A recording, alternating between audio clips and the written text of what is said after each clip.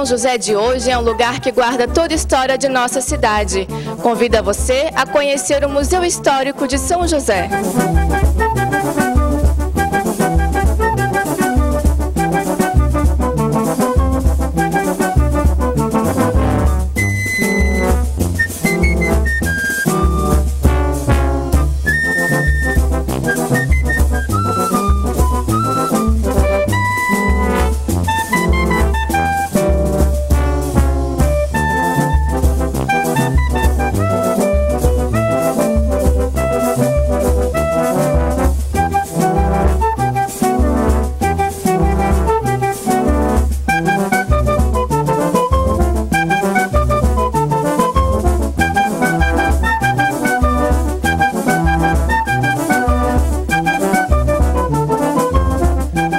Que abriga o Museu Histórico de São José foi construído no início do século XIX, como residência da família Luiz Ferreira do Nascimento de Melo. A casa ainda preserva suas características originais, o estilo colonial português. Um marco histórico importante para a cidade e para os cidadãos josefenses.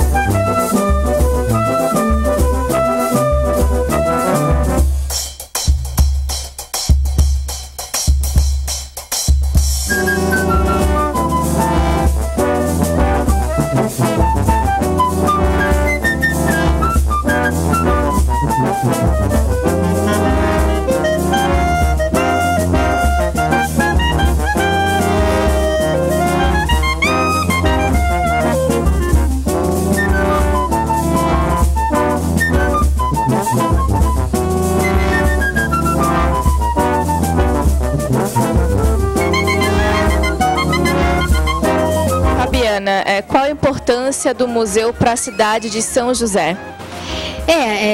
A importância dos museus para as cidades, de uma maneira geral, acho que a gente vem discutindo essa ideia de que o museu é um lugar de conversas, os objetos estão aqui, ansiosos, ansiosos pelo diálogo, que eu costumo falar, né? E é o olhar dessas pessoas que vêm, das escolas que vêm, que vão aguçar esse diálogo, que vão ver que conversas que podem ser travadas com essas peças, com esses objetos, né? Então, muito mais do que um lugar de memória, muito mais do que um lugar para guardar as coisas, nós temos o museu como um lugar de conversa, né?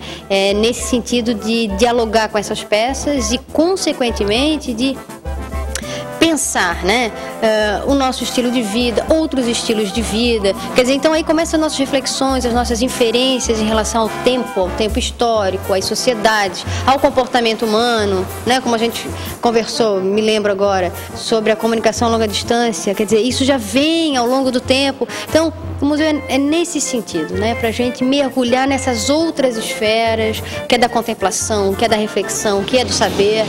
Então, é esse o convite, é isso que a gente deixa, que as pessoas venham para cá, os grupos de alunos, de professores, os visitantes de uma maneira geral, para conhecer e, sobretudo, para fazer as suas próprias reflexões.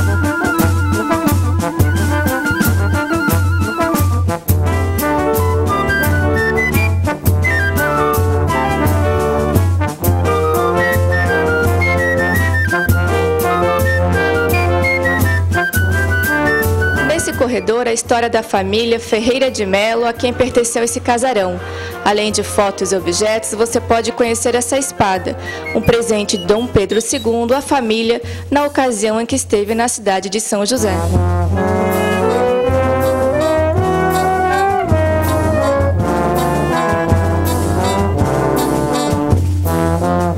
Esse é um dos fatos curiosos que o museu guarda consigo: a visita de Dom Pedro II e da Imperatriz Teresa Cristina, em 1845, além de outros.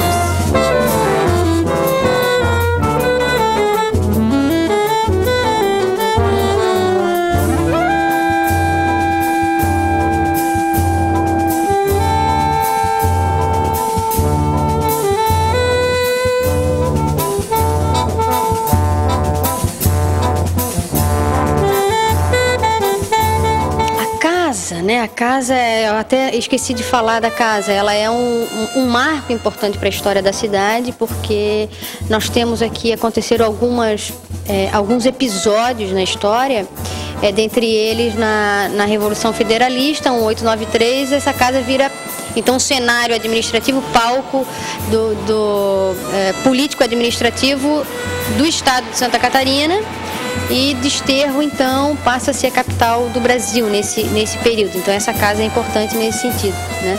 E os Ferreira de Melo, que foram os donos dessa casa, ao longo do século XIX, por exemplo, nós tivemos a presença de Dom Pedro II, né, numa passagem pela cidade, veio a essa casa e condecorou o dono da casa, então, com uma espada, que também está aqui no nosso acervo. Quer dizer, são alguns episódios que essa casa nos apresenta, né? Que essa casa apresenta para a cidade de São José, né? E o bacana é que, então, nós temos em 1988 essa casa aberta, né, pela administração pública da época, mantida até hoje pela Fundação Municipal de Cultura e Turismo, aberta ao público, gratuita, né? Então, acho que ela virando museu, ela assegura todas aquelas reflexões que a gente fez anteriormente, né? Ela assegura justamente a percepção das temporalidades, da história na cidade.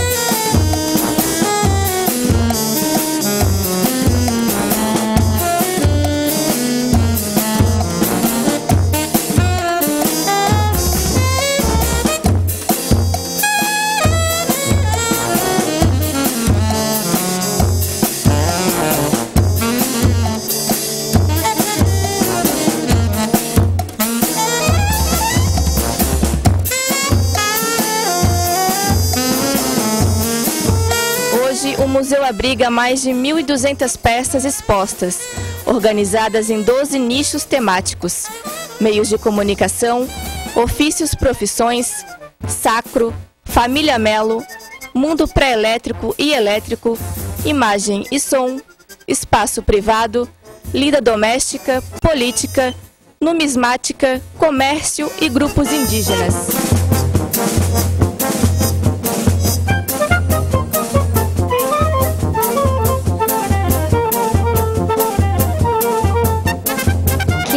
Vida doméstica, né? A gente costuma chamar uma lida doméstica. Aqui interessante, tem umas peças como a roda de fiar, o descaroçador de algodão, que eram peças utilizadas na década de 30 e 40 aqui em São José para fazer sacas ou roupas mais rústicas, né?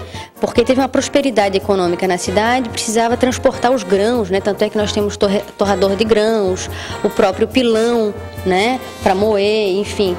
Então aqui a gente considera uma lida doméstica de camadas assim mais populares, uma mantegueira bem rudimentar, né? Bem rústica. Enfim, aqui também uma cozinha não tão convencional, né?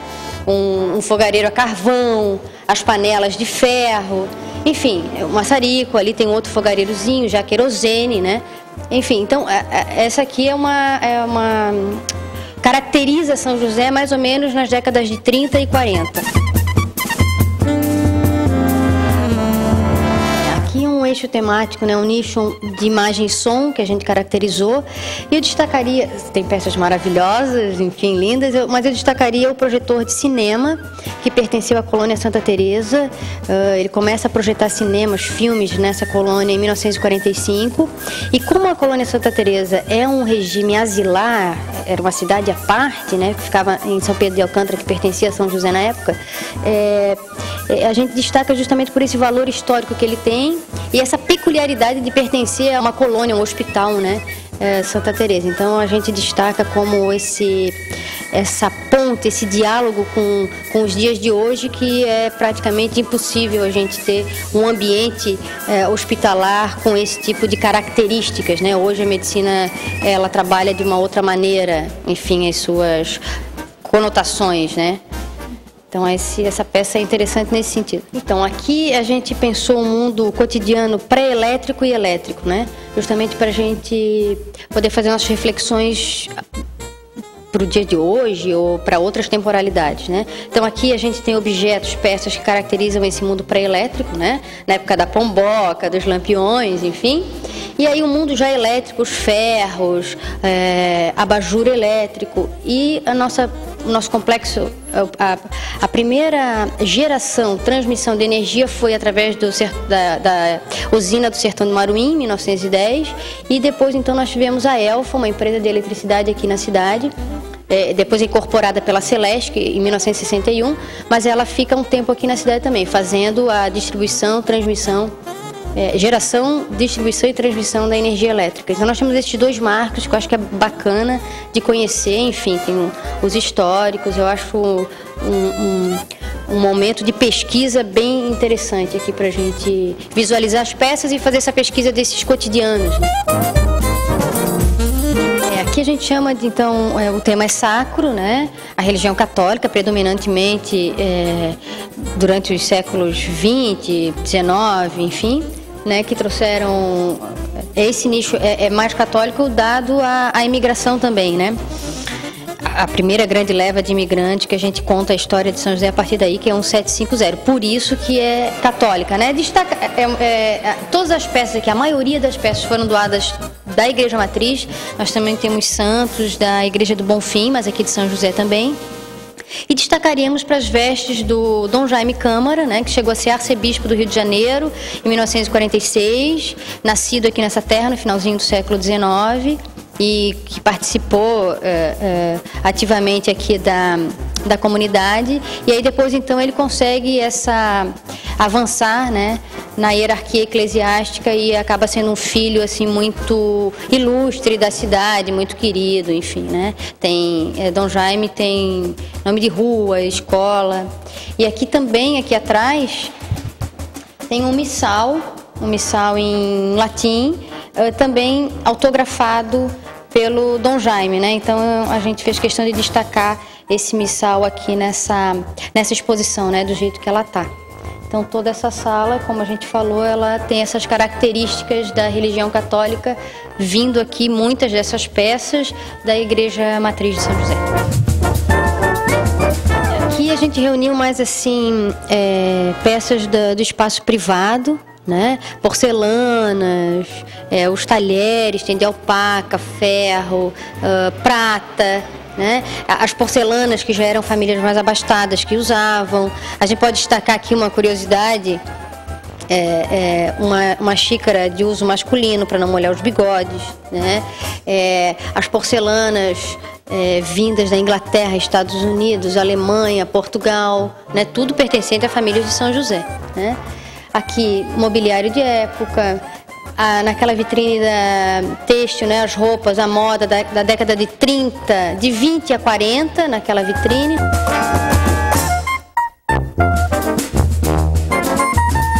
Aqui nós temos uma sala pequena, mas temos dois eixos temáticos, né? Um que são pequenos ofícios e profissões e o outro que são os meios de comunicação, né? Aqui nós temos alguns ofícios, barbeiro, médico, dentista, né?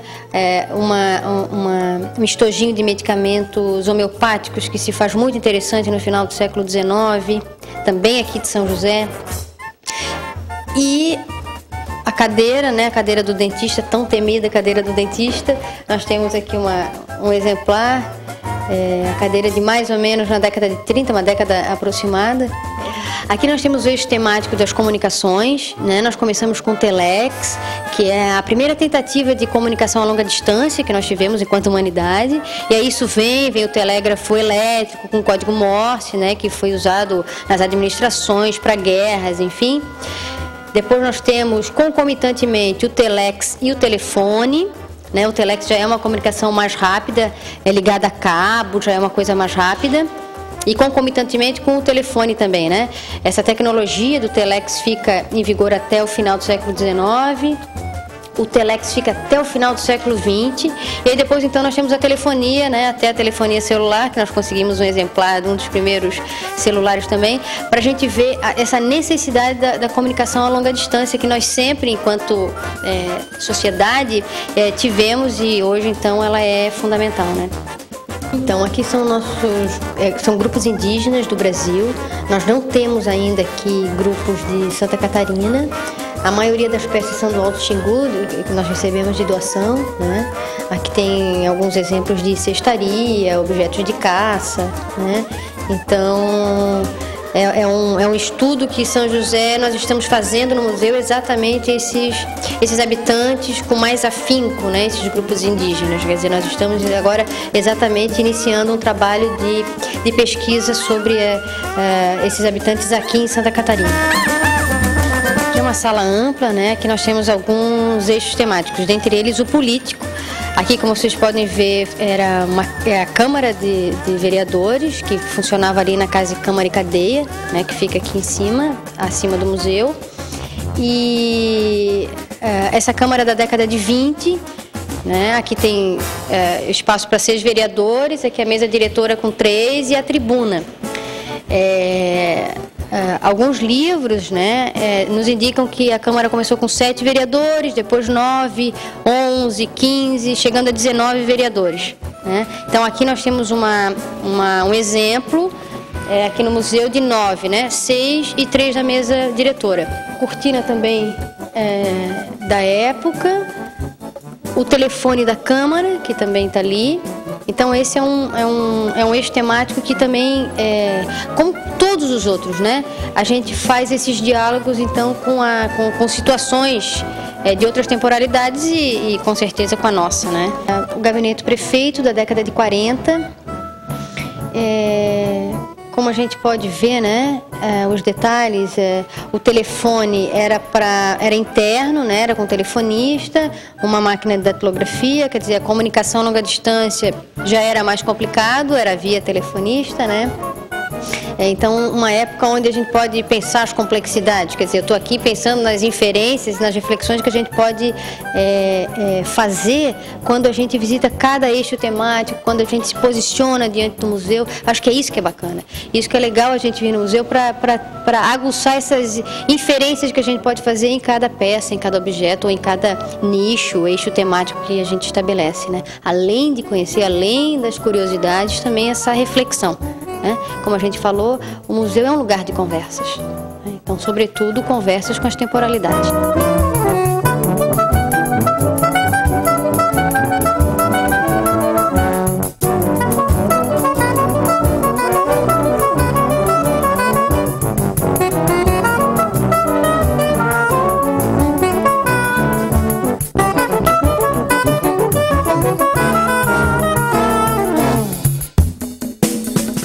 O museu é um ícone da cidade. Nos relata fatos de um passado importante. A casa é protegida pela Lei de Tombamento Estadual de 1980 e está localizado no Centro Histórico, na Rua Gaspar Neves. Hoje visitamos o Museu Histórico de São José, um lugar que você não pode deixar de conhecer. A casa funciona de segunda a sexta, das 8 às 18 horas, com entrada gratuita.